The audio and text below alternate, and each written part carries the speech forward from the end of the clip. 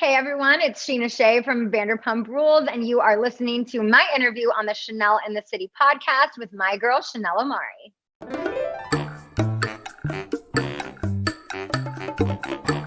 Hey everyone, welcome back to another episode of Chanel in the City on iHeartRadio. I am your host, Chanel Omari, and we have an amazing guest here today. She's one of my favorite people in the entire world. And you know I don't say that, in the entire world. I love this woman so much. She's such a true inspiration. Not only is she beautiful, she's brilliant, she's cool, she's funny, she's fun. She's a singer, she's a dancer, she's an actress. She's a podcast host of one of the popular podcasts out right now. Make sure you check it out.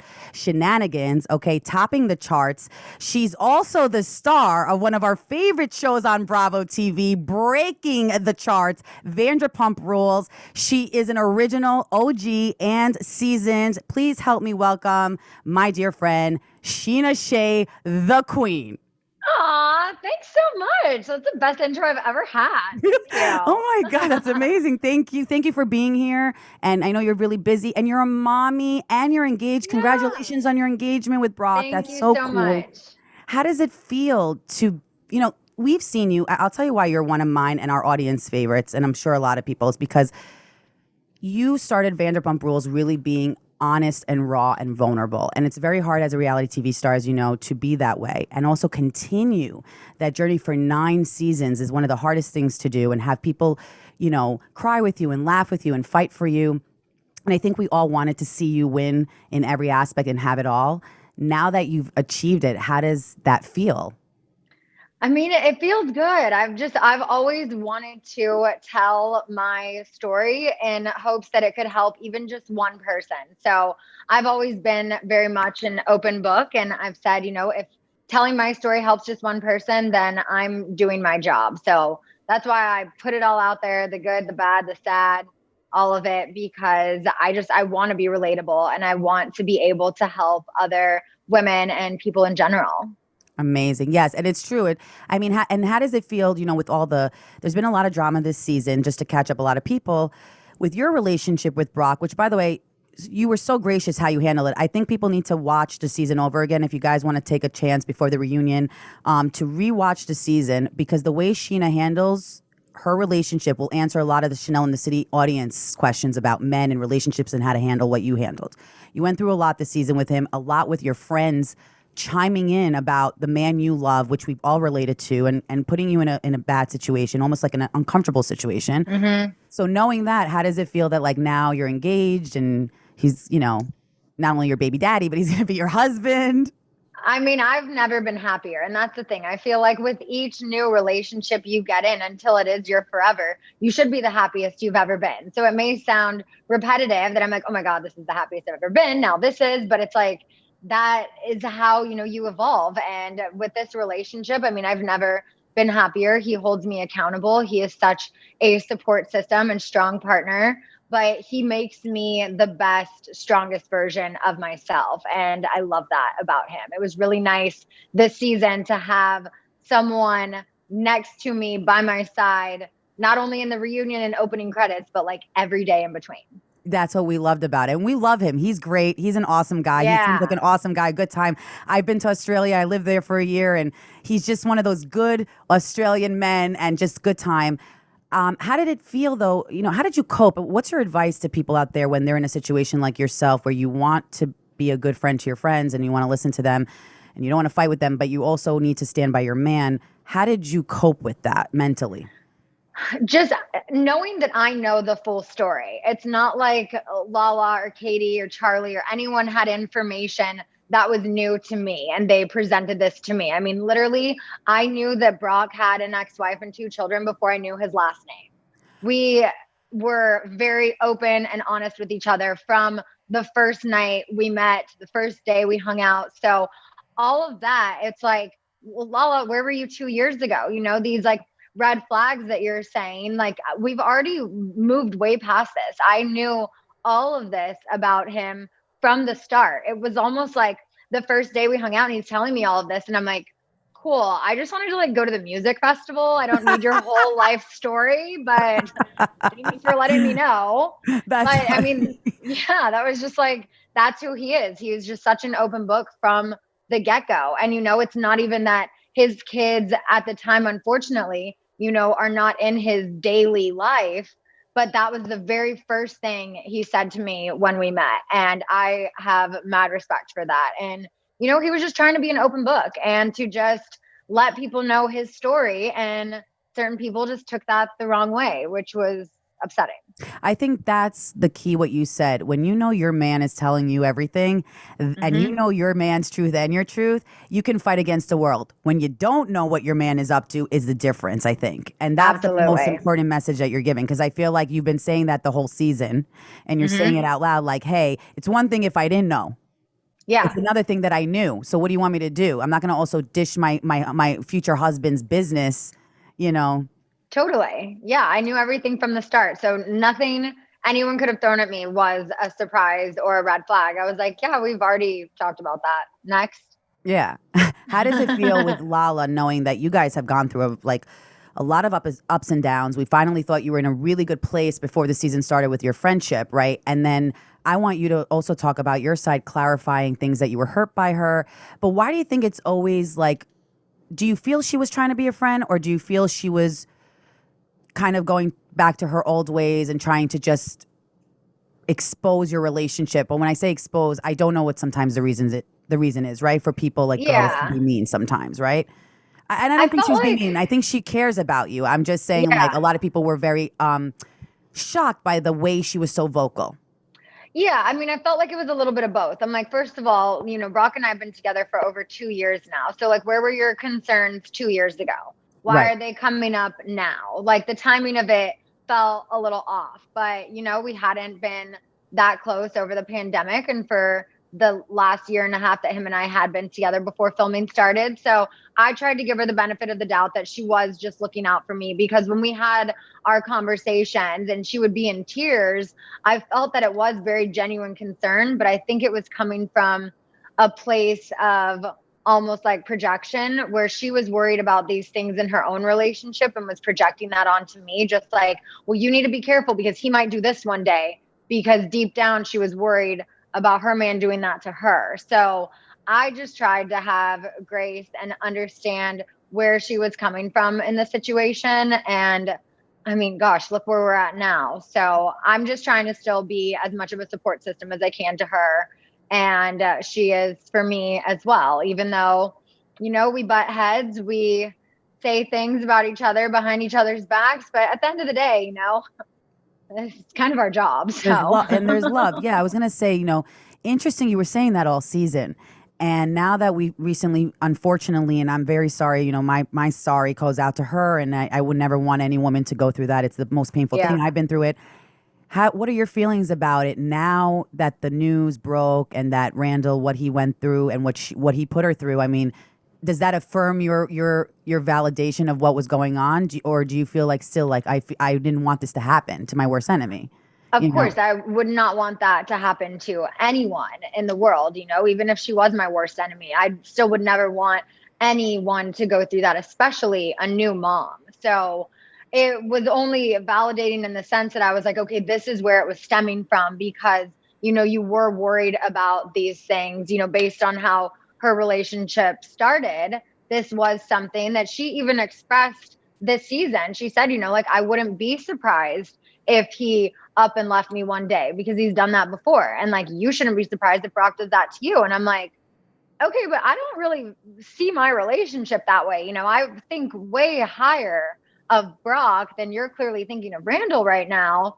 But I understood it was just coming from a place of either, insecurities and fears. And I didn't ever think anything would ever be acted on upon that. Like, I never thought Randall would leave her. I never thought that he would do any of the things that we found out he did, but he did. So as her friend, all I can do is be here to support her and, offer a shoulder to cry on, a house to stay in, whatever she needs. And that's what I've done.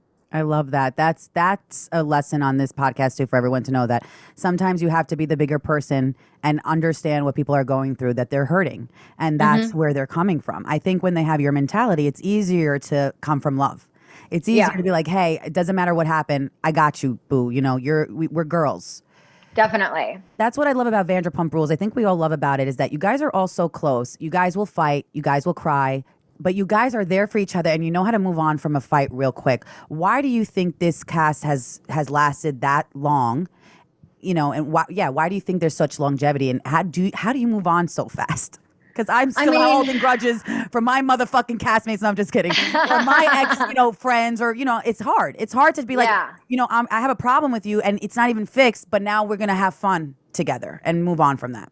Yeah, I mean, at the end of the day, we are all friends. We've been friends, most of us before the show started. So I think having that solid foundation and knowing that we've built this together, it makes it easier to forgive and move on and know that something's probably going to come up again and it's going to happen again. But that's just what you get when you're friends with a group of type A opinionated people. You're going to get their opinions, whether you like it or not. And you just need to embrace it and give yours right back. I love it. What can we expect? I know you can't give us too much detail, but out of the reunion coming up.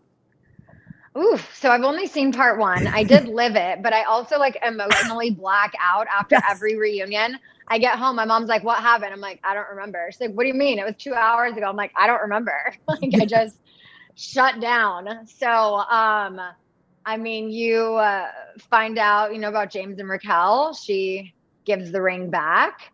You will learn more about Lala and Randall. You kind of see Charlie and I go at it a little. And I definitely think it's an entertaining reunion for 3 people, unfortunately, having to be there via Zoom. We did the best we could. I think it might have been even more explosive if they were in person because we have earpieces in. And at one point towards the end of it, I don't even know if you see this because I haven't watched the second half yet, but Ariana and I literally take our earphones out and we're like, we're fucking done. This is it. It was frustrating. I can only imagine Andy. He has, producers in one ear, Lala, Katie, and Tom in another ear, and then all of us. It's like he doesn't have enough ears to hear everything at the same time. So hats off to him. That must have been very tough to navigate. We are so excited for this. It's going to be an amazing reunion, as always. Let's talk a little bit about, on that note, Raquel and James. That was a little shocking and surprising. We asked you questions because I think because you're the OG and you are there. You are there for them. You have your opinion. It matters. Are you shocked? What do you think about it? Is it a good move? I think it's definitely a good move. I think it's the best move for both of them. I think they are both going to do amazing things with their life and they're going to thrive individually. I was absolutely 100% shocked by it. I had no idea. I mean, even when she says we're breaking off the engagement, I didn't realize that they were breaking up. I just thought they were like, you know what, we're going to put a pause on the wedding that we haven't even started planning yet and just focus on our relationship, maybe go to therapy and just, work on themselves. I had no idea. So then it was like, wait, oh, what? And then she says she's moving out the next day. And I'm like, oh, wow. Okay. So Brock was there the next day to help her and her dad move her out. And it all happened so quick that none of us saw it coming. Total shock. Well, yeah, and on that note, there have been fans who have said, watching the show, that episode when he was proposing, that you and Brock were taking attention, which I didn't see at all. I wanted you to clarify, did you feel that way? Wasn't it your, engagement as well, or just him? Yeah. Do you know what I'm saying? It's fun when you and Lala announced that you were pregnant at the same time. It's kind of like that. You know what I'm saying? How did that feel? That's the thing. At the end of the day, it's an ensemble cast. We're all telling our story. It was the end of the season. We got engaged. Are we just supposed to not talk about it? No, we wanted to share our news in the last 2 days we had of filming with our friends. And I was quite disappointed by the reaction because I was like, wow, no one's even happy for us. So we should have just stayed quiet, wrapped the season, and then a week later been like, by the way, we're engaged too.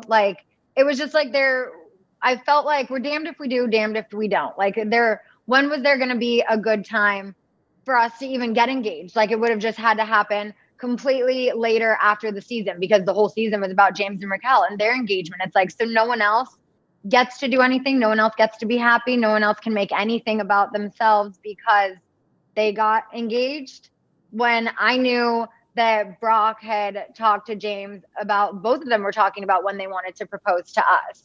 And Brock knew James wanted to propose towards the beginning of the season. So he was like, all right, well, I'm not going to do that because, James said it first. So this is his moment. So I'll wait. I do want to propose to Scheana on camera, but I'm going to wait until towards the end of the season. And then it was like, we're at the end of the season.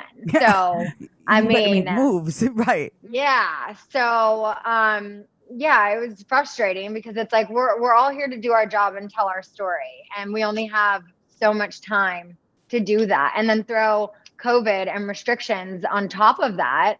It was even less time and less places we were able to do things. So, well, that's why I think also we relate to you, or at least I do the most, because I think that I have a hard time, or people have a hard time sharing the limelight, right?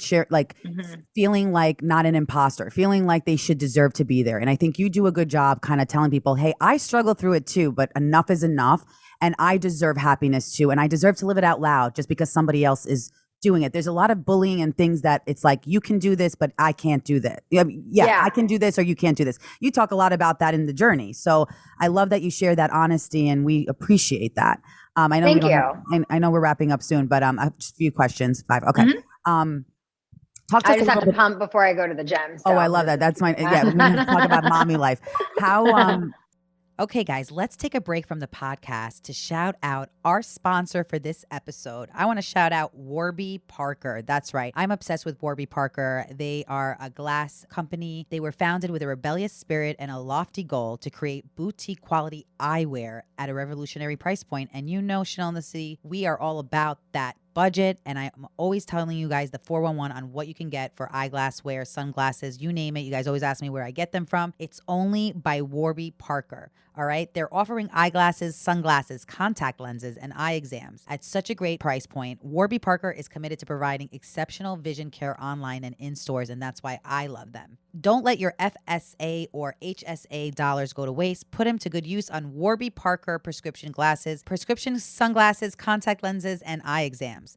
Warby Parker is committed to provide exceptional vision care online and in stores, offering eyeglasses, sunglasses, eye exams, and contact lenses, as I said. And the glasses start at $95, including prescription lenses. It's that cheap and it's that good of quality. Try Warby Parker's free home try-on program, which I just did. You order 5 pair of glasses to try at home for free for 5 days. That's right. There's no obligation to buy them. They ship for free and include a prepaid return shipping label. It's that easy for you guys. You know how I like to make it easy for my Chanel in the City audience. Again, you guys get to try 5 pair of glasses at home for free at warbyparker.com/Chanel. Again, try 5 pairs of glasses at home for free at warbyparker.com/Chanel. You're going to love it. You got to take this quiz, order a home try on kit, and share your experience with Warby Parker. They love to hear the feedback. I just did it, and I basically told them what I like in terms of sunglasses. As I'm getting older, I need prescription glasses as well, and they do both a combo and custom make it for you. Quality of the glasses are amazing. You get to keep them for years. Some of my Warby Parker glasses I've had for years. So definitely right now, go to warbyparker.com/Chanel and get 5 pair of glasses, and you can thank me later. All right, I want to give a shout out to our next sponsor of this episode, Truebill. I love Truebill. Let me tell you why. Truebill is the new app that helps you identify and stop paying for subscriptions you don't need, want, or simply forgot about. Because you know how you get all those emails? You're like, what the hell did I subscribe to when I never subscribed to this? Or if I subscribed to it, I was probably drunk or whatever, or desperate. But Truebill takes care of all that for you and makes it easy. On average, people save up to $720 a year with Truebill. That's right. We're all about saving money here on Chanel in the City because companies make subscriptions hard to cancel. Truebill makes it incredibly simple. Just link your accounts and Truebill will cancel your unwanted subscriptions in one tap. You don't even have to worry about it. I don't know about you guys, but I'm always on the go. I can barely get my life together. So I don't remember what I'm subscribing to or unsubscribing to. And I don't want people to just be taking money out of my account that I don't have. Truebill protects that for you and they prevent that for you. Truebill Concierge is where and there when you need them to cancel unwanted subscriptions so you don't have to. Truebill Truebill has over 2 million users and helped save them over $100 million. That's right, $100 million. It's insane. And you don't even have to fall for those subscription scams anymore. Start canceling today at Truebill.com/Chanel. That's right, Truebill.com/Chanel. Go right now, Truebill.com/Chanel. It could save you thousands a year. All right. And I'm all about saving you money, guys. You're going to thank me later. Join Truebill right now and take back financial control. Go to the App Store or Google Play today and download Truebill today for free. That's right. It's also free and they're going to save you money. Truebill, take control of your subscriptions and finance. Let's take a break right now to talk about and shout out our sponsor for this episode. We want to give a huge thank you and shout out to Girlfriend Collective. That's right. Wide leg jeans, chunky sneakers, everything old is new again, right? Girlfriend Collective means that literally they turn plastic bottles and other waste that would end up in a landfill into something new to wear. How cool is that? Working out is hard enough, so you may as well make that you're wearing an easy decision. I don't know about you guys, but you know that I always have a hard time, keeping my outfits in track, picking out working out clothes, not knowing right from wrong. And I like things to be easy. That's what we're here about. Chanel in the City, we're all about making things easy and on a budget. Girlfriend Collective makes sustainable, soft, supportive activewear that feels as good as it looks, so you can look forward to moving your body in a budget, because that's what we're all about. That's right. Have you picked up a very niche hobby this last year? Rock climbing, maybe pickleball, stationary bikes. All I do is like to wear these cute outfits to the gym, bitches, because I am single, ready to mingle, and that's a good way to just get Girlfriend Collective and feel sexy in your body and start hitting on that guy you like. That's right. That crush you wanted. That's right, girl. Because with Girlfriend Collective, you're going to get that guy. Trust and believe. It keeps you confident. It keeps you feeling sexy. YouTube video workouts. If you had to get creative to keep active, Girlfriend Collective has you covered with sustainable, supportive active wear. Girlfriend. Girlfriend Collective creates responsibly sourced active wear for everyone from a size extra, extra small to 6 extra large. We know we like our plus size models out there, Chanel in the City girls, because I am a plus size girl myself. It's very comfortable. You actually feel and look slimmer in these workout clothes. That's what's awesome about it. They've got you covered from head to toe, fine pants with different compression levels for ultimate comfort. I don't know about you guys, but also I sometimes have pain in my legs, so it helps with the compression. Supportive and soft bras and underwear, workout dresses, joggers, sweats, beanies, and even cute slide sandals. That's right. It's about to be spring, you guys. You got to break out those side sandals. And Girlfriend makes their items in your go-to staple colors, but also make fun, bright colors and new seasonal releases to choose from. They also have a garment take back program called Re-Girlfriend, which I love. So once you're done loving your pieces a long time now, or a long time from now, you don't like wearing it, you're sick of it, send them back to be upcycled into new girlfriend gear. So you're giving back, because that's what we're all about, guys. We are here to give back and be creative. Feel good in what you wear, whatever you're doing with Girlfriend Collective. For all the Chanel in the City listeners right now, you are going to get $25 off your purchase of $100 or more when you go to girlfriend.com/Chanel. That's right. $25 off, $100 or more when you go to girlfriend.com/Chanel. And you're going to thank me later, because you're going to feel hot and sexy. And if you don't work out, at least you'll get a boyfriend out of it. Now back to the podcast. In terms of Charlie, real quick, why do you think, because you guys got off to a great start in the past seasons, and now I feel like there was a little bit of challenges throughout the season. What do you want to clarify, and why do you think it's happening? It was really frustrating for me in the moment, but also watching it back. I just want to shake myself through the TV screen and be like, stop apologizing. Because although I still feel that, everyone's feelings are valid. And if she felt this way, then she deserved an apology. But at the same time, I'm like, you know what? Have a little bit of grace for me and a little bit of sympathy. I know she can't empathize with what I'm going through. So I was trying to understand that from her point of view, because until you have, which I hope no one else ever does, have a miscarriage, go through the type of traumatic birth and labor that I had, until you experience those type of things, you can't possibly understand what someone's going through. So it was just very frustrating for me with Charlie, a young girl who has not experienced any of these things, coming at me being like, well, you haven't been present. You haven't been a good friend. I'm like, I've been the best friend I can possibly be, but when you are not my priority, my daughter is my priority. Going through the miscarriage was so hard. And then being pregnant in a pandemic and just worrying about every little thing. And then having the baby and then being hospitalized for 5 days with HELLP syndrome, could have died. and then 3 days later have cameras in my face and now I'm a bad friend. Like, it was so frustrating for me in the moment because I'm just like crying and I'm like, oh my God, she thinks I suck as a friend. I'm just gonna apologize. I'm so sorry. I'm so sorry.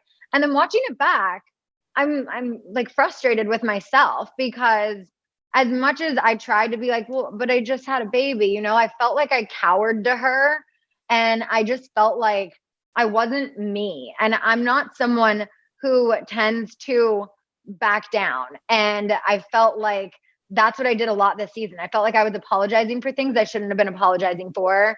And it was really frustrating. So I felt like I got a little more spring in my step back at the reunion. And, you know, fingers crossed for a season 10 because I've never felt so good and strong and confident in my life. I know I'm crushing motherhood. I'm a great friend. And anyone who sees it any other way can fuck off. I love that. And you're helping me and us be the same because it's hard out there, sister. And you said one time, a long time ago, I don't know if you remember that I loved your quote. You were, you know, a lot of people say this, but you really honed on that a lot of us women in general, we tend to apologize a lot for everything. And I think that you're stepping up to be like, look, I've been that woman and now I can't be. And I'm setting an example for all of you that it's not always necessary to apologize. And that's a real dilemma. I have it too. So now thank you because you've helped me like get through like, this is when you can apologize. And this is when you don't always have to apologize to keep strong. Speaking of motherhood. Totally. How is it being a mom and how do you do your full-time job, being a reality star, being an entrepreneur? You know, you still act, you sing, you podcast. I mean, by the way, everybody, podcasting is not easy and you do a fantastic job at it. So what are your tips for moms out there to balance it all?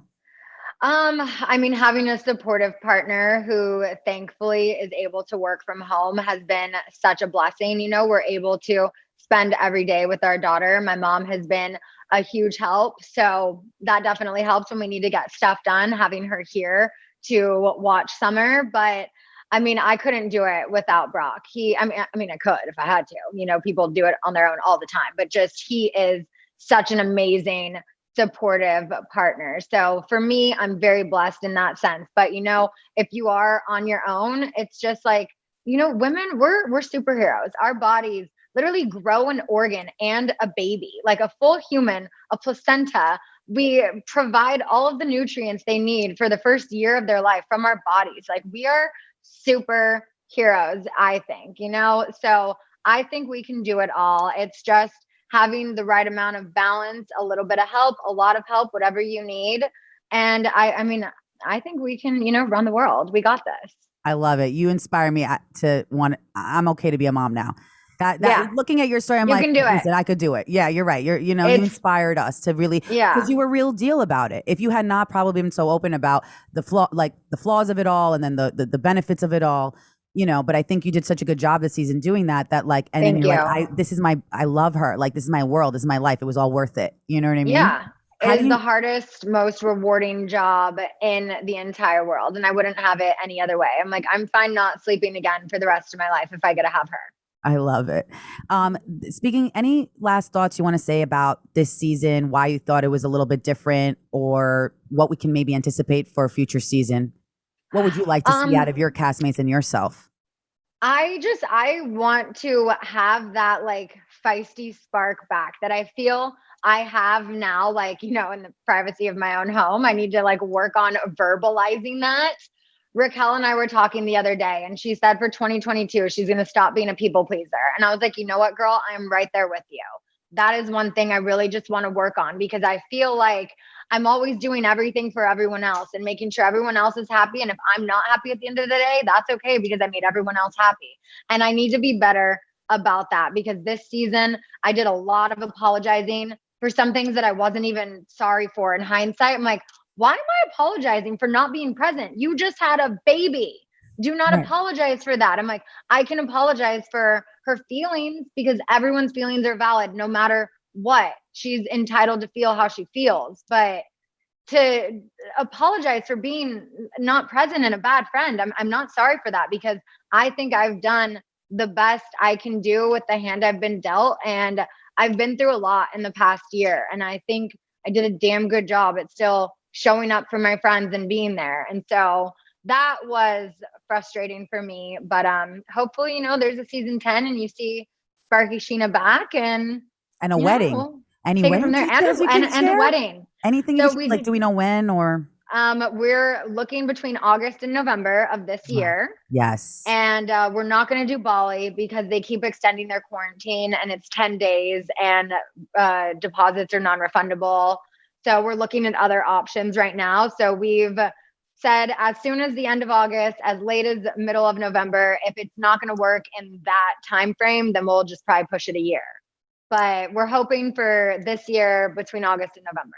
Oh my God, that's going to be something to look forward to. Scheana and Brock's wedding. It's going to be such a fun wedding. I'm so excited for you. I feel like I've grown with you. And know you, and you're just such a beautiful person. I think that everybody can learn from you. I'm learning from you.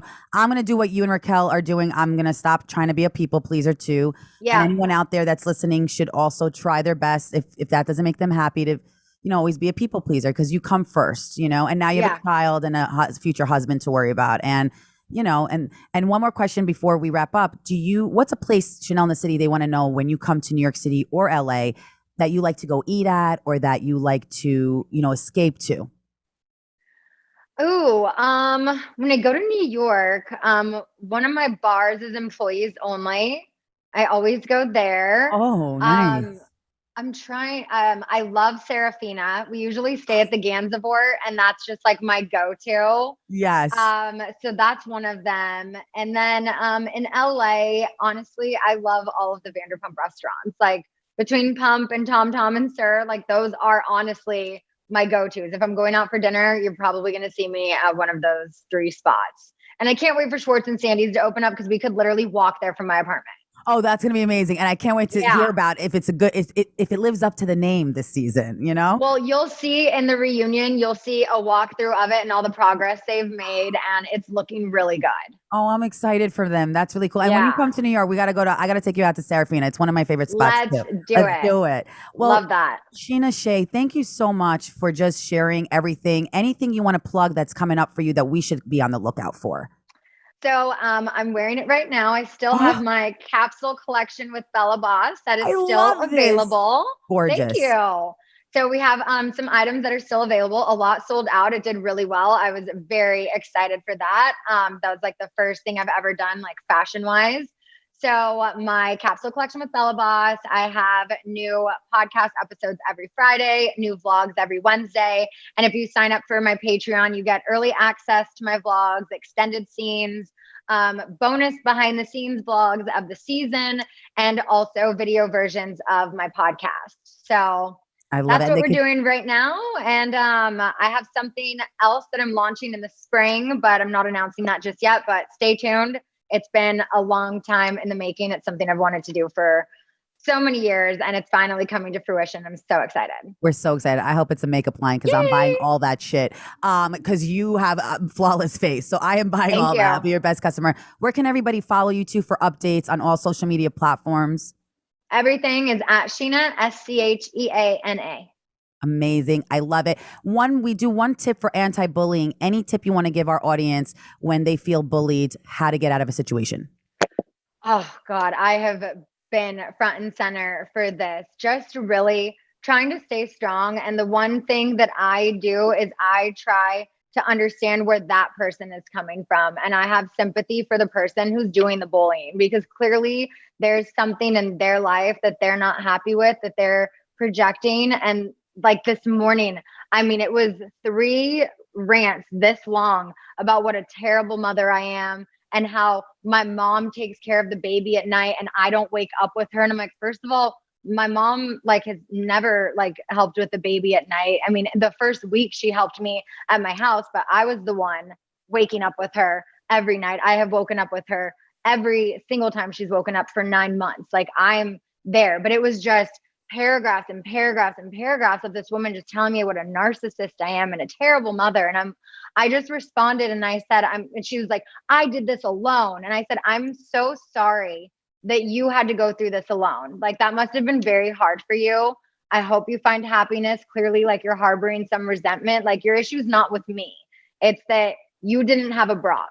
You didn't have a mom. You didn't have that person. So I have sympathy for that woman because it took a lot for her to type. I mean, there was exclamations, it was all capitals. And I was like, okay, I hope you feel better now that you got all of that out, that you have literally been harboring, because your issue's not with me. I'm a stranger on a TV show.